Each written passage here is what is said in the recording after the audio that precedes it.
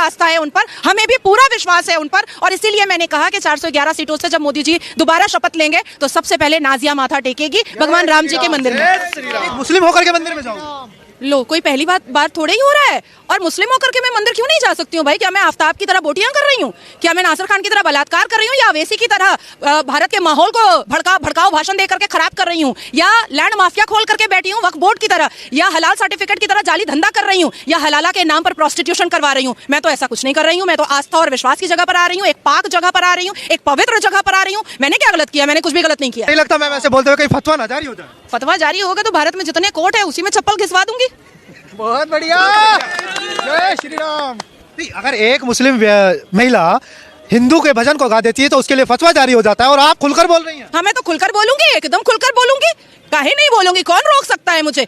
अवैसी साहब के पास, मदनी साहब के पास, बर्क साहब के पास बहुत बड़ा फ्रीडम ऑफ स्पीच है। आर्टिकल 19, 14, 21, 22, 29 मेरे लिए नहीं है। काहे नहीं होगा मेरे लिए? मेरे लिए नहीं होगा। बहुत बढ़िया। हम भी फ्रीडम ऑफ स्पीच पे बात करेंगे, फ्रीडम ऑफ स्पीच पे बात एकदम। और मैंने तो संविधान पढ़ा हुआ है। अवैसी अगर बैरिस्टर है तो नाजिया कोई जाहिल अनपढ़ तो नहीं है कि वो समझा देंगे भाई मेरा फ्रीडम ऑफ रिलीजन है, मेरा फ्रीडम ऑफ स्पीच है। तो मेरा कहाँ चला गया?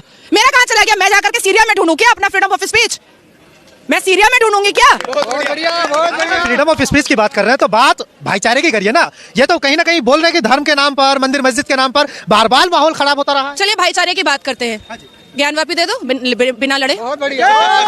भाईचारे की बात करते हैं, भाईचारे की बात करते हैं ना। सनातनी बेटी श्रद्धा की बोटियां करके आफ्ताब को फिर ससुराल भेज दिया गया, जेल। हमारे और आपके टैक्स के पैसे पे उसको दामाद बना करके रखा गया जेल के अंदर। कटवा दो, औजार बना दो नामर्द, क्योंकि इस्लाम तो यही कहता है। इस्लाम तो यही कहता है ना कि बलात्कारियों को नामर्द बना दिया जाए। सऊदिया का कानून भी यही कहता है, और हमारे अल कुरान 30 पारा भी यही कहता है कि अगर कोई भी मुसलमान मर्द जिना करता है तो उसको नामर्द बनाया जाए। बनाओ, मैं लिस्ट दे देती हूँ बलात्कारियों का, मुसलमान बलात्कारियों का।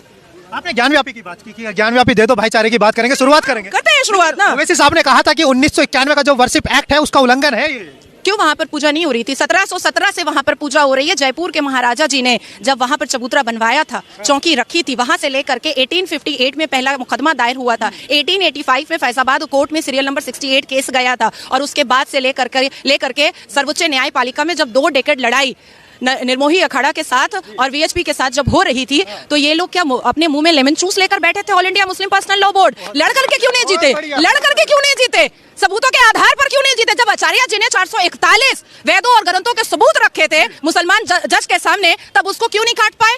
अरे भाई, लीगल भी आप जीते हैं, धार्मिक भी आप जीते हैं, और इमोशनली भी आप जीते हैं। तीनों आधार पर आपकी जीत हुई है। तो अब इसमें क्या हम लोग क्या बोल सकते हैं? और अवैसी साहब जो बोल रहे हैं वो अपना टीआरपी बनाने के लिए, माहौल गर्म करने के लिए ये सब बोलते रहता है। खुद बैरिस्टर है, 5 मुसलमान भी बैरिस्टर नहीं बना पाया। 5 मुसलमान भी बैरिस्टर नहीं बना पाया। लेकिन मैम, एक तरफ जहां राम के नाम पर राजनीति तो दशकों से होती आई, लेकिन अब सीधा सीधा आरोप लग रहा है कि बीजेपी जो है एक पॉलिटिकल इवेंट ऑर्गेनाइज कर रही है। ये कोई आस्था वास्ता का प्रोग्राम नहीं है। तो फिर अवैसी भी नमाज बिछा करके नमाज जो है अपने सियासत के फायदे के लिए ही पढ़ता होगा, उसी के लिए पढ़ता होगा।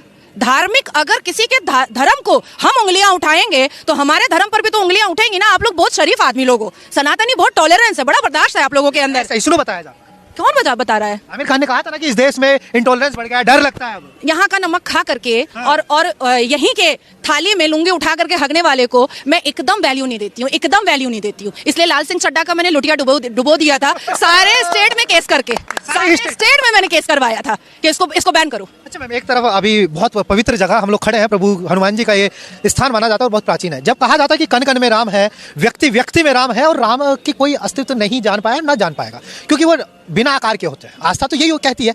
तो फिर जब रोम रोम में राम है तो इतना पैसा लगा करके एक भव्य मंदिर बनाने की क्या आवश्यकता थी? लोग कह रहे हैं कि एक अच्छा हॉस्पिटल बन जाता राम के नाम पर, एक अच्छा विश्वविद्यालय बन जाता तो लोगों के लिए फायदा होता ना। कौन सी मस्जिद जो है वो हॉस्पिटल और यूनिवर्सिटी खोल रही है? कोई मस्जिद खोली है क्या? तो कहीं से तो शुरुआत करनी पड़ेगी। नहीं, सारी मंदिरें सरकार को टैक्स दे रही हैं, सारी मंदिरें यूनिवर्सिटी खोल रही है, कैंसर हॉस्पिटल खोल रही है, गुरुकुल खोल रही है। मंदिरें तो बहुत पार्टिसिपेट कर रही हैं, बहुत, और अपने पैसे से पार्टिसिपेट कर रही हैं। और राहुल बाबा के अब्बा जान ने बनवा दिया क्या मंदिर? अब्बा जान या पापा? अब्बा जान, पापा। कश्मीरी पंडित है। नहीं, उनके घर में कौन है कश्मीरी पंडित? राहुल गांधी खानदानी मुसलमान है। हाँ, देखिए अंकल जी एकदम सही कहे हैं। लगता तेरे को मानने वाला? सुनिए 1949 में अजमेर शरीफ गए थे नेहरू साहब। नेहरू मामू बनाए हैं हम लोग सबको, आप लोगों को कुछ ज्यादा ही बनाए हैं। चाचा वो है नहीं, वो मामू बनाए हैं आप लोग सबको।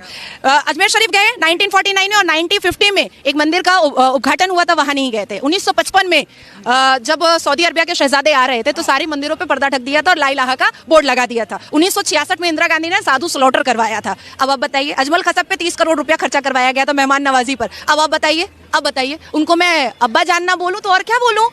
अगर मुसलमानों से भी इतनी मोहब्बत होती ना तो कभी भी शाबानो सायराबानो को कलपता, रोता, तड़पता नहीं छोड़ते, कभी नहीं छोड़ते। तो वो तो कह रहे हैं कि हम भाईचारे की बात करते हैं, देश की एकता की बात करते हैं, अखंडता की बात करते हैं, और जबकि दो भाई एक दूसरे की शक्ल नहीं देख पाते हैं। मेनका गांधी और सोनिया गांधी भी एक दूसरे की शक्ल नहीं देखती हैं। वरुण गांधी और राहुल गांधी भी एक दूसरे की शक्ल नहीं देखते हैं। और भाईचारा, कौन सा भाईचारा भाई? निकले तो है भारत जोड़ो न्याय यात्रा पर, लोगों को न्याय दिलाने। पश्चाताप यात्रा है, पश्चाताप यात्रा।